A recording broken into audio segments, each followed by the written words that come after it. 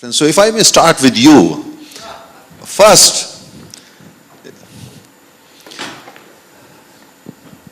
Donald Trump, what does he mean to you? Yes. He means a man who's learning on the job, who thinks that the same techniques which are very useful in regard to a reality TV show are those which a leader needs to be able to use in the international sphere, and I don't think that it fits. Okay. And Donald Trump and energy independence that he talks about. What do you understand what he means by that? Energy independence, you import energy, you also, of course, exporting at the same time. I think it's really a slogan for the domestic concerns about whether or not you're going to use coal, and a large part of his constituency, you know, has come from West Virginia, Eastern Kentucky, and so forth. It is a way of saying that we're going to, as a vice presidential candidate said one time, drill baby drill in regard to oil and gas. And it is an exploitation of that. The idea is that if somehow you could take away the kinds of constraints which have been put on basically for environmental and climate change, that you would have energy which would make it unnecessary really to have to deal with the rest of the world in regard to being able to satisfy energy needs, and would provide a great economic dividend.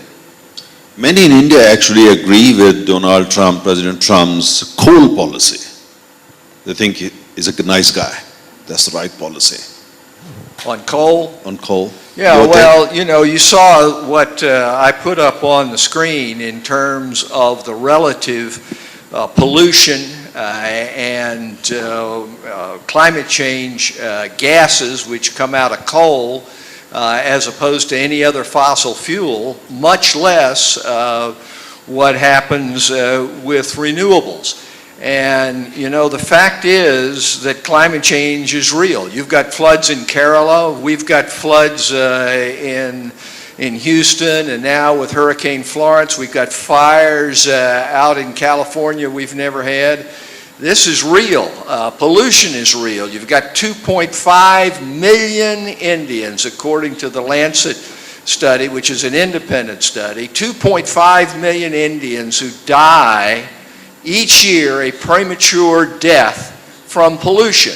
And what is the chief component of that air pollution? Sure, it's burning stubble to some degree, but basically it's because of an over-reliance on coal. And I don't think that you get away from coal just by saying, hey, it's something we don't want to have. But when you deal with it, with the energy conundrum, what you have to do is be reasonable and not try to promote that which is killing people. You just don't do that. Tell me your country, the United States of America, most powerful country ever in the history of humankind. That's how some people say. You know, President Obama, he comes, you know, he calls practically all big leaders, political leaders, including India's Prime Minister, hey, Paris deal is very important. We have no future without Paris deal. And slowly, gradually, you know, people go along with him. And of course, some other leaders, French presidents and so on, others. But finally, it's signed, stamped, sealed, celebrated in some parts of the world. And then you pull out. Right. Doesn't make sense, does it? It doesn't make sense. But he's elected by the people of the United States. Well, he is elected. He probably is doing it on behalf of you and other He's elected people. by the Electoral College, which gave him a plurality in order to be president. That's part of our Constitution. He lost by 3 million votes in terms of nationwide popular vote. There's no question that our country is deeply divided, and we have to be able to pull together. And one of those areas we have to be able to pull together is in regard to the juxtaposition between energy and the environment and climate change. Because we are in a period of consequences to it now. And we can't make it worse. I'll give you an example. I own a place over on the eastern shore of Virginia, which I've had for 30 years. And it has barrier islands there, which are beautiful, pristine islands that you can only reach by boat. Those islands are going away. I have seen in the last 2 years a half mile of one of those islands just disappear into the ocean. And what does that mean? That means that the towns along that coast are in danger of being flooded over. So those are there, and so it doesn't make any sense. But maybe it's not visible from Air Force One. You can't see it from there. Well, some things are very difficult to see from Air Force One, I understand. So that may But tell me one thing, as an American, do you feel proud the US using the best technology available called Twitter?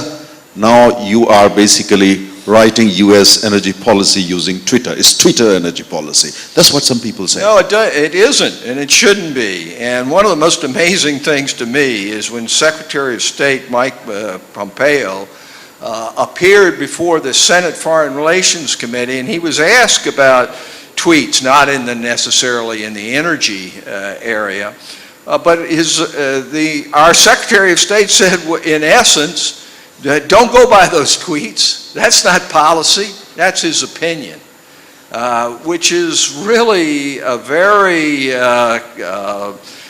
concerning kind of way to look at it. But it's true.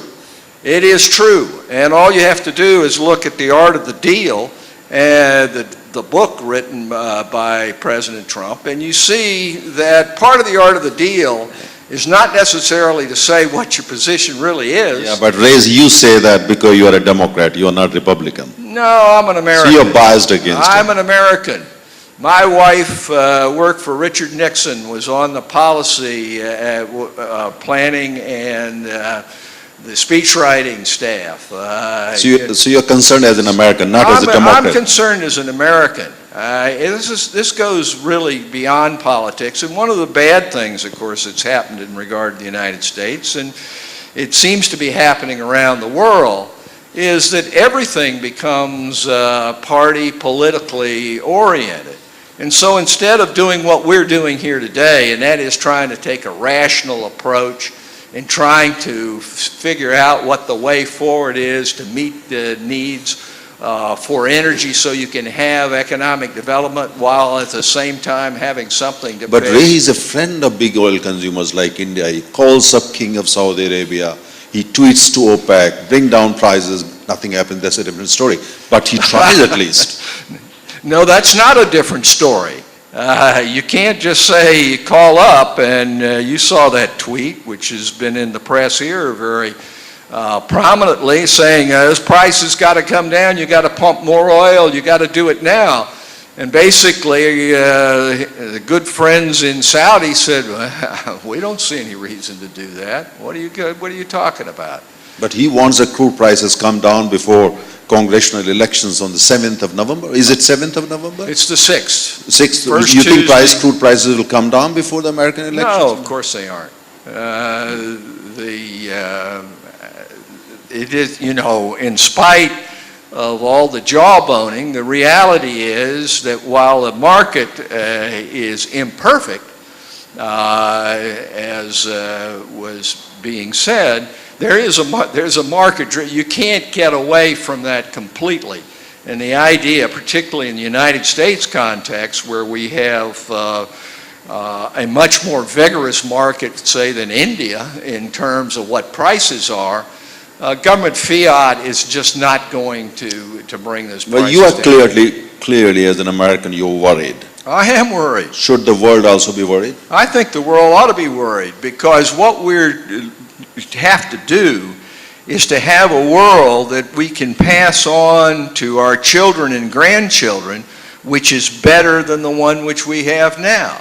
And the fact is that any way you look at it, our grandchildren are looking at a world which is not going to be better, because we aren't being able to have inclusive growth, which this government in India is trying to approach, and we are in danger of not integrating our energy policy with our environmental policy, so that we don't have catastrophic environmental problems as we go forward. Thank you very much. Stay on. Thank you. And now we just switch to our next topic. That's building a new international energy order. Clearly, after this discussion with you, the world needs a new international energy order.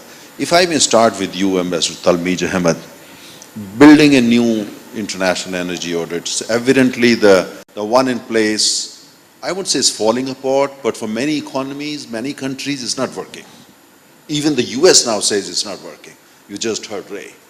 So what exactly is going on? And B, do we really need to create a new international energy order? Or you think that countries, even if you are concerned, is possible to build anything like that?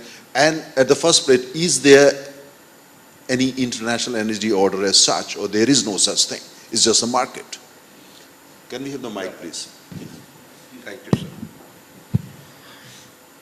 There is no international energy order. Energy is related to the market. It is based on demand and supply. Energy is also a strategic asset. At the moment, what you are seeing is a combination of serious disruptions that have taken place simultaneously. A technological disruption, because of which we have the shale revolution. We have an economic disruption, in terms of which there is an eastward flow of energy resources from west to east. So the main producers from the Gulf are now supplying Asia much more than they have ever done before. A majority of their production is going to Asia. And you have political disruptions. We have three kinds of political disruptions. We have conflicts which have affected the various producing centers because of the Arab Spring, the consequences of the Arab Spring. We have also events that have taken place due to domestic compulsions, as in the case of Saudi Arabia and its Vision 2030. And we have events that have been induced from the United States, which we have just discussed. So these are politically induced, I mean the withdrawal from the nuclear agreement, the insistence that OPEC and Saudi Arabia should produce more and bring prices down, uncertainties with regard to the future of the global trade. So these are the various disruptions that have taken place. But these are, we've had such disruptions in the past, frequently. Therefore, we've never had anything like an energy order. We've never had that. We've never had a situation where you could say, oh, now I am stable and I can predict things for the next 5 years. We've never had that situation in the past even. There has been a combination of technology, economics, and politics that has always impinged on the global scenario. So which means that, there is like these efforts to create some kind of order, oil exporting countries, gas exporting countries, now International Solar Alliance, where India has taken a major initiative, and at the same time International Energy Forum that you are so familiar with. All these basically have been kind of initiative and efforts to build some kind of order. But it seems that OPEC is part of it, IEA is part of it, but it seems that they've all so far failed because, they seem to be succeeded, but only partially in most cases. Amidst these various disruptions that are taking place, all countries are attempting to make adjustments and set up arrangements. I won't call them alliances, but set up arrangements, working arrangements with the various countries that are like-minded or which find themselves in a similar situation, similar predicament. You remember that 10 or 12 years ago, because of our pursuit of energy security, we had initiated a producer-consumer dialogue, which was of a pioneering character at that time, because till then we had been told that producers and consumers are actually competitive and cannot actually discuss things. So that was a very innovative idea that we had. We had also thought about informal discussions among major Asian producers, just to see if we could get better terms for ourselves. We could also enhance cooperation amongst ourselves. It wasn't only against producers. It was about exchanging technology. We had seen, for example, Japan and Korea are pioneers with regard to, they are pioneers about, efficiency. We had seen that China and Russia can work with us about clean coal technologies. So we had seen that Norway could be a partner for us with regard to administration of energy and the safety and health measures and various other exploration technologies. So we had all these kind of visions of a bilateral, regional and global character. So these are visions that are still there, and various new visions are coming up, because now you have the phenomenon of renewables and concerns about climate change that we had much less at that time, though they were still there. So countries keep on adjusting their interactions, their arrangements, and sometimes put in place certain fora where you can have a reasonable dialogue. Today we have very serious concerns, because all these major disruptions, political, geopolitical, and economic, have come about at a time when we are committed to very high growth rates. Take, for example, India's predicament, that we are committed to very high growth rates. We want to pull our people out of poverty. We want to become a great nation. We want to find our place, define our place at the top table of the world. And then you have President Trump, who comes and tells you, you will not do this and you will not do this, and you will take, for example, our engagement with the Iranians.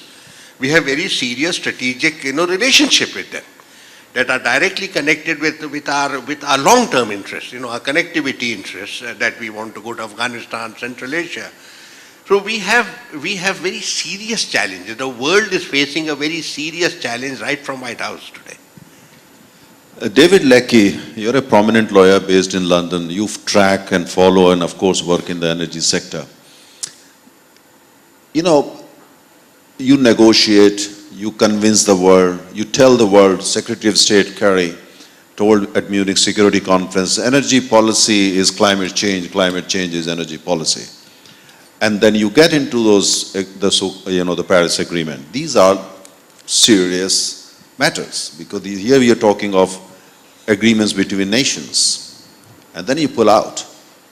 And when you look at all these matters, climate change, the US pulling out, and at the same time sanctions against Iran, with this kind of serious implication for many economies, including India, how do you, as a lawyer working in the energy sector, look at all these things? I mean, US pulling out, sanctions, unilateral sanctions against a country, and India end up paying the price, China end up paying the price. In fact, billions of oil consumers will end up paying the price because the prices started moving up. The US takes a decision, but everybody pays. I mean, when you look at it, is there any way that we can have some kind of order, an international energy order, where there is some law, so that, the economies can work accordingly, the consumers can plan their future accordingly? Here's you take a decision, and a consumer in a remote village in India or in Indonesia and Kenya and Uganda has to pay the price. What kind of order is this? Well, thank you, Narendra, for that unanswerable question. I think what I would do, first of all, is what they do on Who Wants to Be a Millionaire. I would phone a friend. No, but seriously, really, as a lawyer, it's fantastic for us because there are no answers, and everyone in this room will need top-level advice, and I'm available outside. But seriously, there is no world order when it comes to law. Unfortunately, it would be fantastic if there was, and we could simply say, look at law X, it says Y. But first and foremost, there is no world order. Every single country is different. There are a number of international conventions and such like. But what we have seen from President Trump, and I'm not making any political comment other than he has already demonstrated repeatedly that he will not abide by international convention. He's quite happy to rewrite history, to rewrite conventions, etc. And so if you look at sanctions, which I'll be discussing in more detail tomorrow, 1 minute they're on, the next minute they're off, it is impossible, both from a business point of view and from a legal point of view, to know what's going on. And the rule book gets ripped up repeatedly. So I'd like to say that there is an easy answer to it. There isn't, unfortunately. We have to just react as things happen. It's a moving, very fast-moving landscape, and one has to look first and foremost at the laws of your own country, and then look at the international conventions and see where you sit. But if one looks just purely at sanctions, that is constantly changing, the sanctions against Russia, Iran, etc. And one has to be incredibly careful in that respect and keep a close eye on it. Dr. Tong, China is a major player. China loves to think in terms of G2 and not G7, G20, G40 or whatever it is. US, many in the US say G1 only, there is no G2. But you are a big player now, large economy, close to $20 trillion, very sophisticated government, diplomacy. You are investing heavily all around the world, you know, One Road and BRI and other things. What is is there any kind of, look at the existing order. I mean, the consensus seems to be there is no order. Seems to be disorder when it comes to, you know, sanctions and this and that. But is there any thought in China that China, India, because the gravity center of energy has shifted from Atlantic to this part of the world, Asia. And many in the West still don't recognize or acknowledge it, but the fact is it has already happened, or at least is fast happening. In such a scenario, do you think that countries like India and China, Indonesia, even Japan is OECD, but still even Japan, should take the lead and try to build some kind of order? You know, so that, you know, decisions taken on whims or decisions taken wherever in the other part of the world, they don't impact the ordinary consumer of energy adversely with a heavy price in many cases. Here, for instance, sanctions against Iran. Any thought to build something like that? Thank you very much, Narendra. First of all, I just want to clarify a little bit. I think China, well, the G2, this idea really was proposed by the American strategists, including, I think, Dr. Brzezinski, but China sort of never been very enthusiastic in terms of embracing this idea. Rather, actually, China's vision is that this is a multipolar world, and emerging economies like India, China, and others, you know, BRICS and others, we ought to join hands together to shape the order. I mean, the question you put forward is very interesting. I think because I'm a scholar, student of international relations, so in terms of the kind of terminology we are using in the policy discussions and scholarly discussion, we do talk about international order. And of course, Mr. Raymond Vickery, you must know very well, Americans are fond of talking about liberal order, right? So this is, people seems to be assuming that there are certain set of order and mostly characterized by international institutions like IMF, World Bank, you know, WTO, and of course now we are talking about in terms of energy world, whether or not there's a certain set of order. You know, honestly, I think I tend to agree with, I think, what other panelists have just suggested. I think there is not as prominent and, as compared to in the sort of international or strategic sense, but rather mostly this is a market, global market of energy, supply and demand, and of course the consumers, big consumers like China, and increasingly China and India and many other emerging economies, we do have the capacity to impact or shape in a way, in one way or another, the equilibrium of the market very in a very significant way. But we also have to acknowledge that there are many other factors also are at play, including some regional conflicts and other natural disasters and others. Those things are introduce uncertainty and fluctuations in the market. And in terms of whether or not we should be trying to build an order, I think this is an interesting question to ask. But personally, I'm afraid that people may become a little bit hesitant because there's always this anxiety about certain big powers. Particularly we know that this so-called liberal order, United States stand out of the sole superpower or hegemon. So people actually worry about that. And much of, I think take China for example, China's energy policy is actually concerned about energy security. And where does that concern and anxiety really comes from? It boils down to, at the geopolitical sense, whether or not United States or other potentially, they would pursue some policy that might be detrimental to China's strategic interests. And this actually holds to many other countries, including, I think, India, Japan, many others. And this is, I think, really has something to do with another enduring characteristics feature of the international system, which is anarchy, so to speak. There's no what did you say? Anarchy? Anarchy. Okay. Yeah, anarchy. There are basically no world government that's us, a domestic, sovereign government that can really regulate international order. To a great extent, I think states rely on ourselves and, of course, partners and friends for our own security, and that holds true for energy security. And that's, I think, it's a characteristics of the so-called world order, whatever how we define it. We can never get rid of that, and that's going to be, I think, one thing almost like constant. I think we have to take into mind when we are engaging in discussion like Yes, thank you. Very interesting. I like the word anarchy. Carol, if I may come to you before I come for the concluding remark for Ambassador Talmiz Ahmed.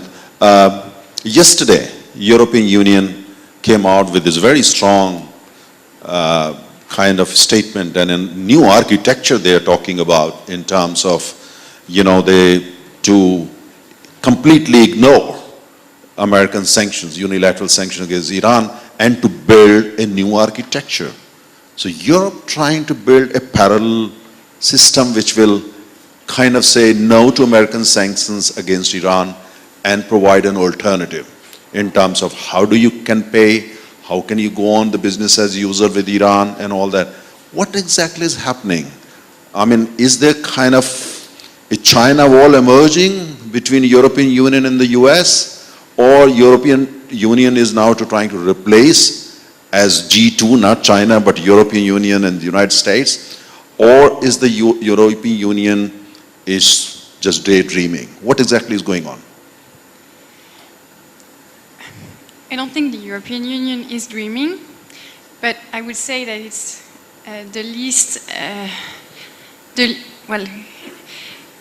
you need to react when one country is imposing unilateral sanctions on one specific country, and as you said before, all the others and consumers in particular are paying the price.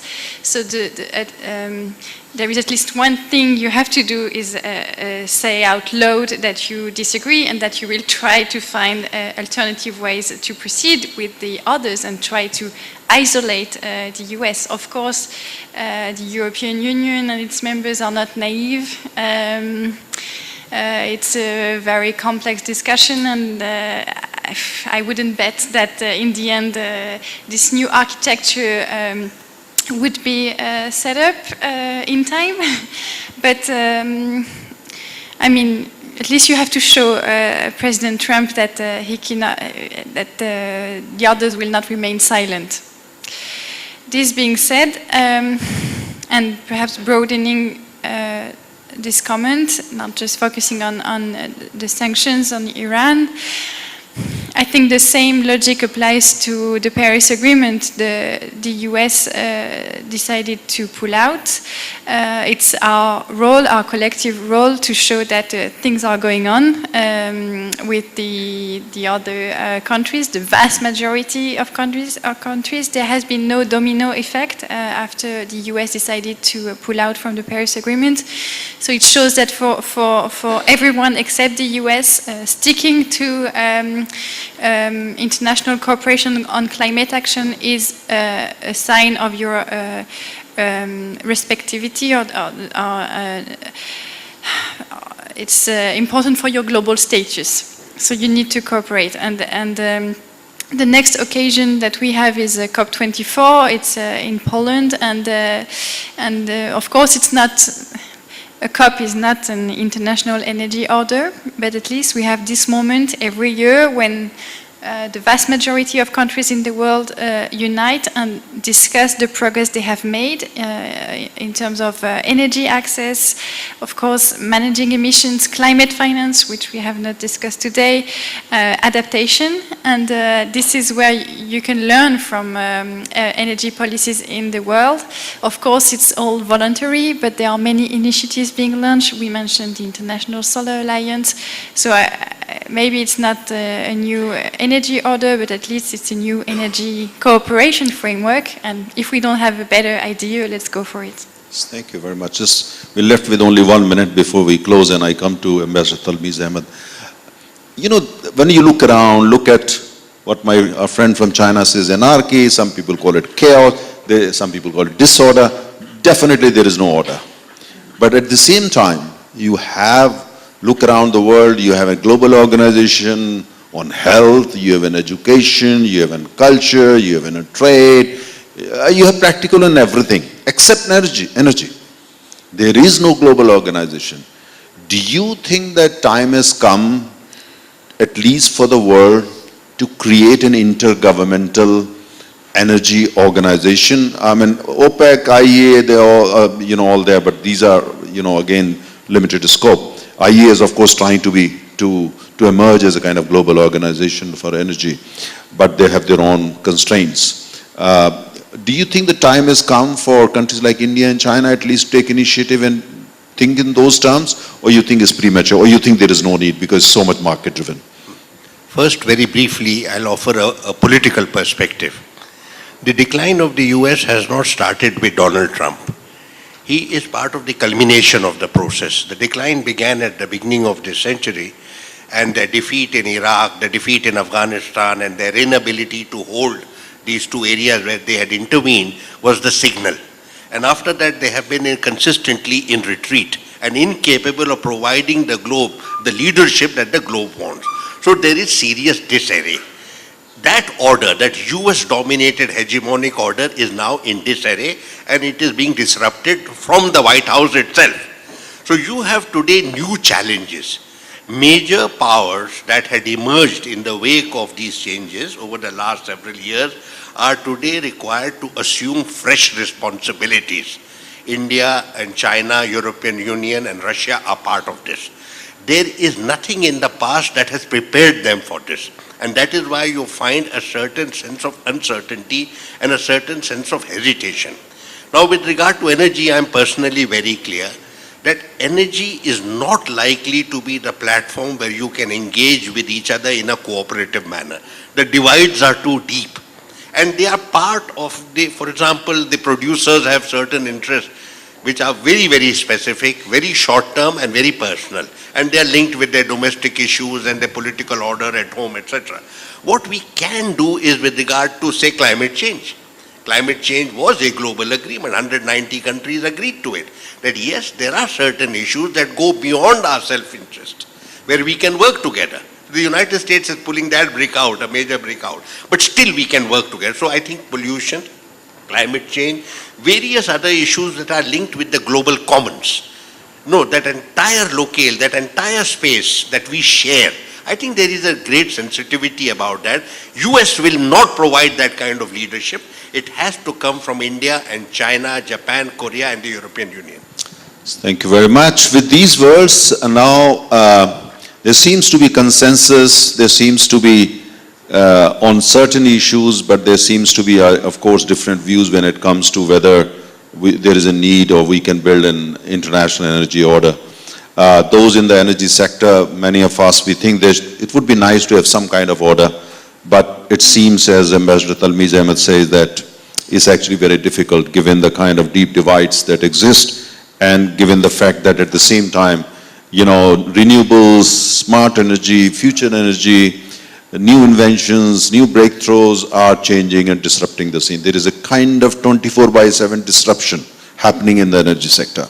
And I think it's likely to only intensify in coming years and decades, which means the energy as we know today, energy, whatever call it, disorder, order, we know today, even that would start disappearing.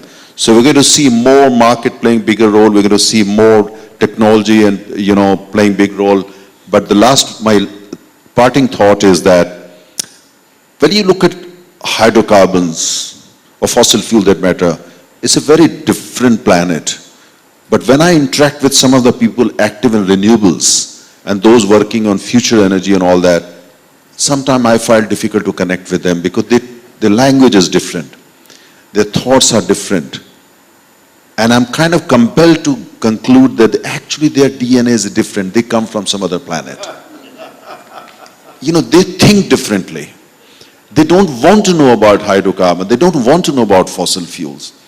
They are quite confident, wait for some time, and if they have sufficient resources and if we can provide resources, the world can provide, they have solutions for everything. And they will render fossil fuels irrelevant tomorrow morning. So we know that's not happening. But at the same time, one thing is clear, we are into very exciting times. After the stability in the energy sector for a very long time, coal, oil, gas and all that, we are in very exciting times. So the coming years and decades are going to be very, very exciting. Coming decades are, going to take time, but at the same time, my sense is that young engineers, scientists working in countries like India and China in the energy space, they are going to be heroes of tomorrow.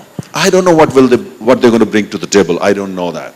But I interact a lot with them. I go to their labs. I listen to them. And they have something that attracts me. I'm not able to pinpoint, lay my finger on it. But a lot is going on which many of us in the fossil fuel are not able to see. A lot happening. A lot happening in Bangalore, in Pune, in Gurgaon, in many other parts of the world, I'm sure. It's exciting time. So when we discuss World Energy Policy Summit 2050, of course, many of us won't be around. I'm not going to be around. I think discussions are going to be very, very exciting. And we may even be discussing, can we go to some other planets and find some, new sources of energy and so on and so forth. But we'll continue tomorrow morning. We meet again as per the schedule, 9:30 tomorrow morning. Have a safe journey to your hotel or wherever you're staying or to your home. Thank you very much. Thank you.